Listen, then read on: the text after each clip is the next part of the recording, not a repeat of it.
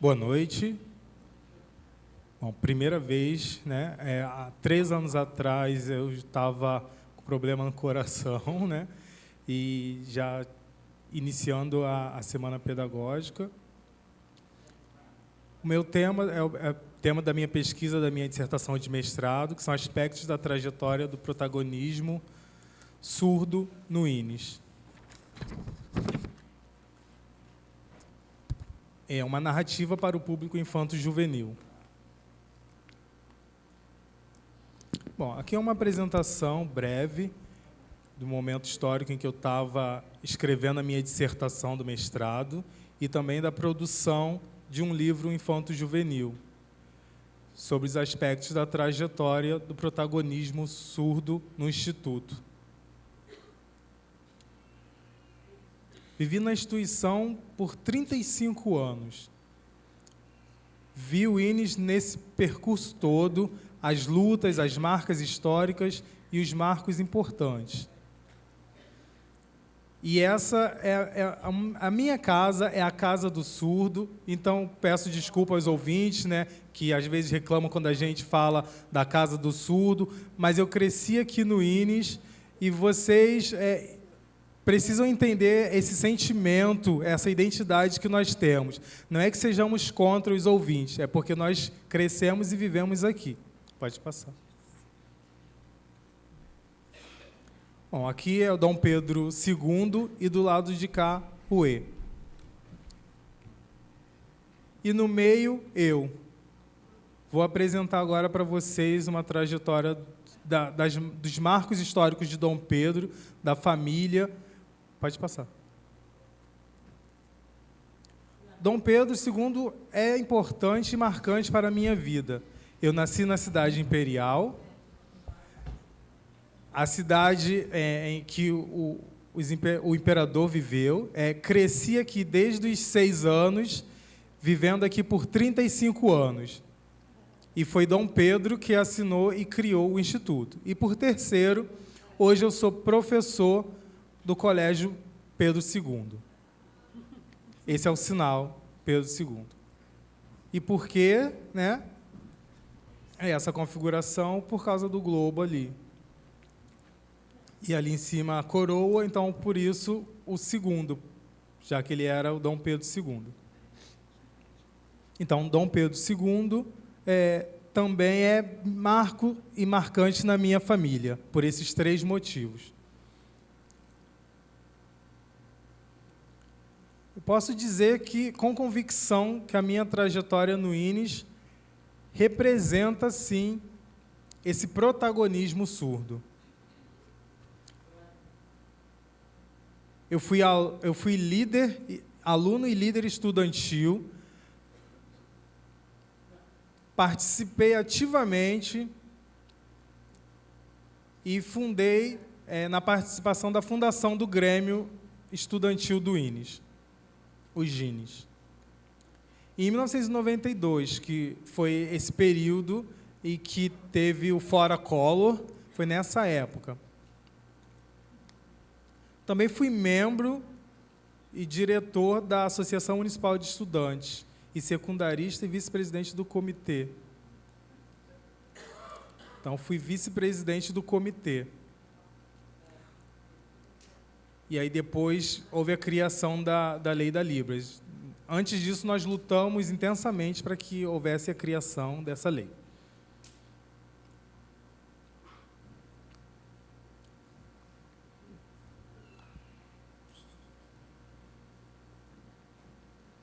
Aqui é uma pequena revisão da literatura.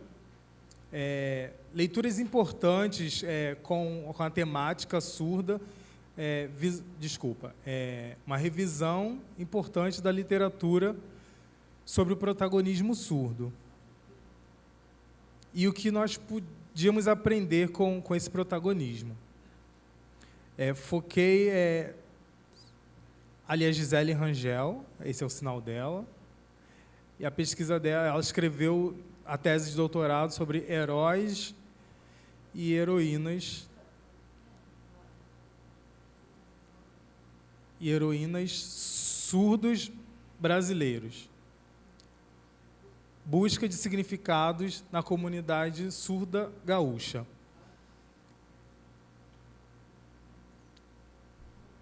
E foram duas temáticas implicadas nesse trabalho. Uma é a história do INES e a literatura surda. Elas falam sobre o protagonismo surdo. Então, a comunidade surda é o nosso refúgio. Nós não estamos isolados. É aqui no INES que nós nos sentimos refugiados, visto essa trajetória, essa experiência de vida que todos nós tivemos aqui, com encontros, lutas políticas. Então, esse espaço se tornou um refúgio. E a Gisele, ela também faz uma comparação, pé de LED, ele fala sobre a comunidade surda ser o local no qual nós precisamos nos identificar. Então, isso é o nosso refúgio. Aqui o INES é o nosso refúgio. Os surdos que vieram antes lutaram por isso. Então, de acordo com essa temática, o outro é o protagonismo surdo. Ele surge para colaborar com a construção desse espaço de segurança e também da necessidade de aproximação. Nós não devemos estar afastados, porque afastados nós somos mais frágeis. Então, nós precisamos estar próximos.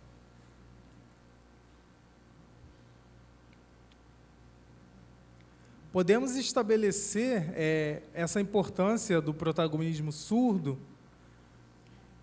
como sendo o herói surdo, tal como formulado na pesquisa de Rangel, 2016. E, no seu entender, ela eleger surdos como heróis evidencia o uso da língua e a defesa de um espaço de protagonismo surdo. Então, o heroísmo e protagonismo surdo, a gente pode fazer essa comparação, porque eles lutam pelo que se acredita. E as palavras da autora, da Rangel, nos fazem refletir o porquê da minha pesquisa, esse protagonismo surdo. Então, por isso eu escolhi como temática do meu livro falar sobre o protagonismo surdo. E esse foi o meu material para a dissertação, uma literatura infanto-juvenil. Aqui são os meus objetivos gerais. Então, através das minhas pesquisas, das minhas buscas nas fontes, nos documentos, através de livros, no acervo histórico do INES. Então, eu colhi esses dados, recolhi essas fontes que estão lá no acervo, no museu onde a Solange trabalha e a Mônica também. Monique, desculpa. Então, eu fiz essa pesquisa, peguei os registros lá no acervo. Recolhi esse material para poder construir essa narrativa histórica com o protagonismo surdo. Então, eu dividi em dois momentos, 1856 até a contemporaneidade. Então, a minha pesquisa foram fontes documentais que eu colhi lá no acervo para produzir o meu livro. Esse livro com foco no público infanto-juvenil. Então, os objetivos específicos. Durante o meu percurso no mestrado, tive como base alguns objetivos específicos para a produção desse livro. Então, ao mesmo tempo que eu estava produzindo o livro, eu estava escrevendo também as minhas pesquisas. Então, o primeiro é levantamento bibliográfico, lá no acervo histórico do INES, aproveitando essas fontes que tinham como protagonista o surdo. e também a criação de ilustrações para esse livro, já que era um livro voltado para o público infanto-juvenil. Então, a produção desse material tinha como foco e objetivo o público surdo e a comunidade surda. E o segundo objetivo específico era avaliar o livro confeccionado e realizar algumas alterações sugeridas, as ilustrações, coloração, fonte. Meus materiais e métodos era o livro e o dicionário também, eu utilizei, apoiado com os livros. Então, era o dicionário e também usando isso para a minha dissertação. E, através deles, eu criei o meu livro. Então, analisar as avaliações também dos doutores surdos. O quê? Alguém me chamou? Pensei que tivesse me chamado, balançaram a mão lá atrás, achei que pegaram um papel lá atrás, achei que tinham me chamado. Enfim, então, analisar as avaliações e, nos subcapítulos, eu descrevi sobre a história do INES, fiz também minhas buscas nas fontes documentais, a criação, né, do meu material, que era o livro, para o público infanto-juvenil, e também o conteúdo, né,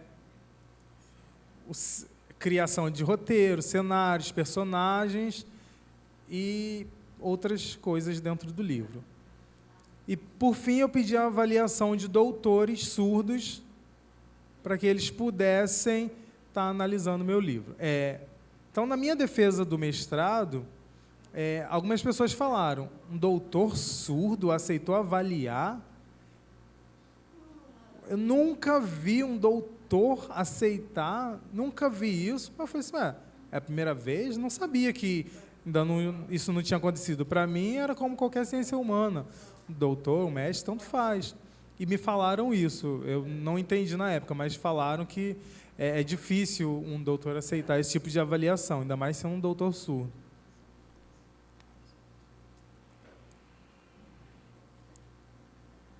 E, durante as minhas avaliações e as alterações, as contribuições que eu recebi dos doutores surdos, da minha temática, do livro Infanto-Juvenil, esse produto foi que eu utilizei para a minha dissertação do mestrado, e eu pedi para que eles fizessem essas avaliações com base nos seguintes critérios. Foram 3 critérios que eu selecionei. Então, a pertinência temática para a história do protagonismo surdo. O segundo critério, inscrição da obra na literatura surda. E o terceiro critério, ilustração e registro de documentos, fontes históricas. Então, eu pedi para que esses doutores avaliassem esses 3 critérios. Só um momento, Beth. Muda ainda não. Beth, clica. Depois você dá um clique, por favor, nesse link.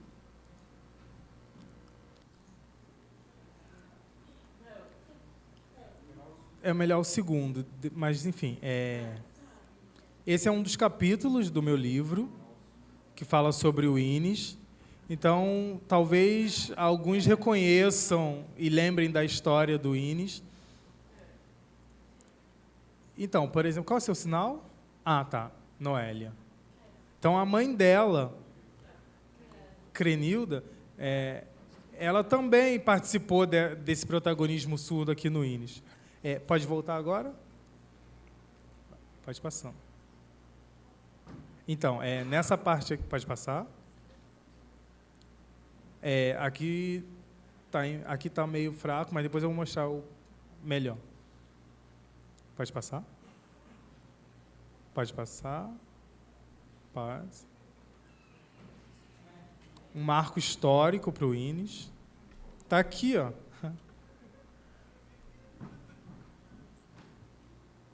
Pode passar. A manifestação, o movimento surdo, comemoração, né? O índio, Walter Esteves, Narciso Paiva, pode passar. Pode passar. Pode passar. Passa. Pode ir. Pode passar. Pode passar. Pode passar. Depois, no segundo, eu apresento melhor. Vai repetir ainda. Pode passar.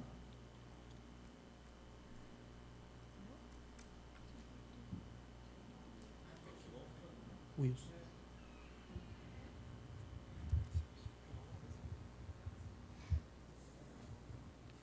Pode tirar, então, o modo tela cheia, por favor? Pode fechar no xizinho, por favor. No xizinho vermelho. Lá em cima. O X. Só um momento. Então, já falamos sobre isso aqui. Pode pular passar por favor. Você pulou volta, por favor. Tá bom aí. Tá bom. Respondendo, então, às discussões, às opiniões, então, apresentei esse livro e tive, então, ajuda para ter um conserto, uma nova configuração, uma nova ilustração para o livro. Então, esse clique foi a primeira versão e agora a segunda versão. Um toque, por favor. Um clique.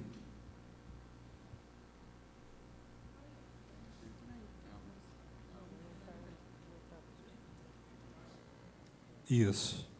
Abre, por favor.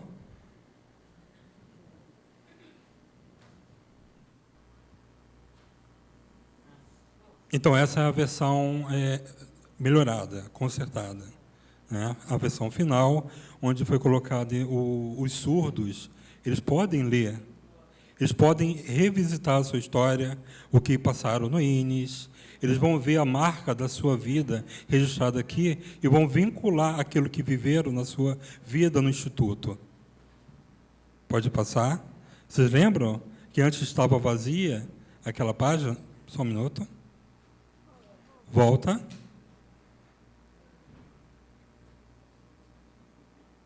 Em 1868, então, no acervo do INES, do Instituto, descobri essa carta, esse documento, que um surdo próprio redigiu.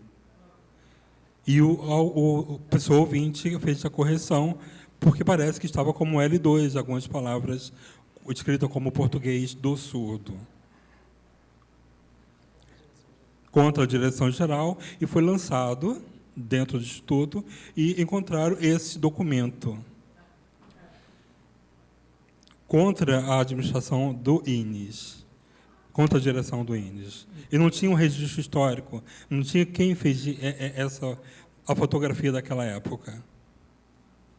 E Flauzino fez a ilustração, né, em 1875. Aqui do livro, pode passar, por favor. Todo mundo conhece, né, o professor de artes plásticas, que foi o primeiro surdo que fez a estátua, que está aqui no INES até hoje. Esse também que fez a ilustração, que fez essa ilustração do que está ali no púlpito, que fez a primeira configuração de mãos também do alfabeto em língua de sinais, o primeiro registro. E de suma importância, um jornal oficial, um diário carioca. Era um periódico antigo da cidade. Então, descobriu também essa fonte documental. Tinha esse diretor com esse sinal que ele fez em 1960, ele foi acusado dessa revolução. E teve esse sinal aqui. Culpa do Armando. Conhece o Felipe 55, que trabalha lá embaixo? O pai dele é esse aqui. Ele estava presente, então, nesse depoimento, desse marco da história, dessa revolta, dessa revolução que aconteceu no Instituto. Temos o padre Vicente Bournier, que foi o primeiro padre da América Latina, o primeiro padre surdo da América Latina.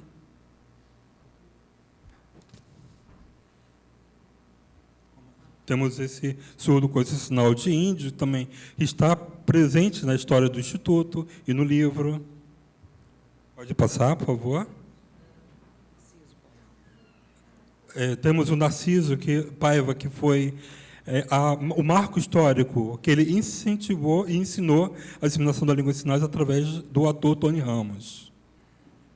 A criação do Grêmio Estudantil, o Gines, que foi Alex Corione, um dos fundadores, e os alunos também que me apoiaram nesse movimento e nessa luta aqui dentro do Instituto, da fundação do Gines. Pode passar? O primeiro diretor surdo do movimento, que foi escolhido pelo representante do MEC, ele foi ex-aluno do Instituto. Pode passar. Silas, o primeiro presidente do Comitê da Acessibilidade da Lei de Libras também. Ele também fez algumas ilustrações, principalmente caracterizado por pintura de mãos, né, na arte, presente na arte. E, em 2009, contra o edital do concurso, houve uma mudança, porque o diretor não estava apoiando o movimento dos alunos surdos.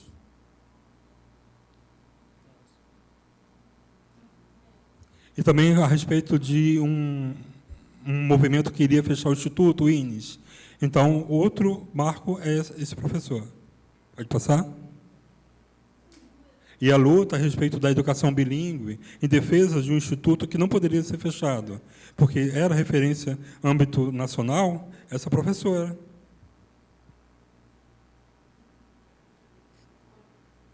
Pode passar?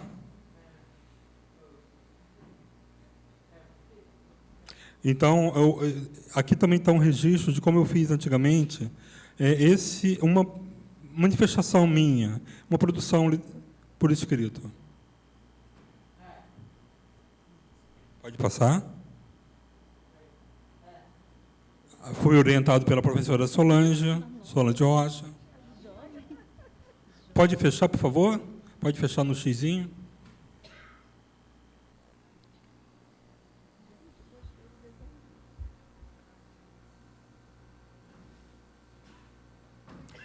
As minhas conclusões, então, são que esses materiais são de importância para que todos possam usufruir dessa história, né, do INES, nesse momento, nesse prazo que eu analisei. E aí isso ainda não está fechado, não está pronto, porque sabemos que a história continua, sempre vai para frente, até a continuação. Então, cada período tem a sua pesquisa. Isso é um desafio para os alunos aqui do Instituto, que futuramente tenham tempo para isso e analise outros prazos também.